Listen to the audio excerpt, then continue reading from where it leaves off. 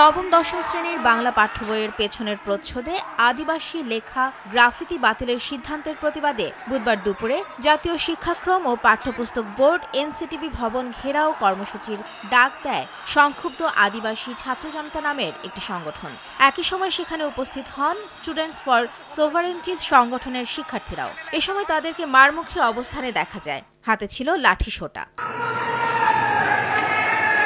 সুস্থভাবে আন্দোলন চালিয়ে যাচ্ছিলাম, সেখানে একজন হুট করে আমাদের একজন কর্মীর উপর মাথা ফাটাই দেয়। পুলিশের গাড়ি দাঁড়ায় আছে, সেখানে একটা সিঙ্গেল অ্যাকশন নাই। এদিকে এনসিটিভি ভবনের সামনে হামলার প্রতিবাদে কেন্দ্রীয় শহীদ মিনারে বিক্ষোভ সমাবেশের আয়োজন করে বৈষম্য বিরোধী ছাত্র আন্দোলন এবং জাতীয় নাগরিক কমিটি। এ সময় হামলায় জড়িতদের দ্রুত গ্রেফতারের দাবি জানান নেতারা। জুলাই আমরা যে রক্ত দিয়েছি, এরপরে এই বাংলাদেশের মাটিতে আমরা এমন অনাকাঙ্ক্ষিত ঘটনার মাধ্যমে এক ফোঁটাও রক্ত দিতে চাই না। যারা অপরাধী তাদের ছবি জাতির কাছে স্পষ্ট।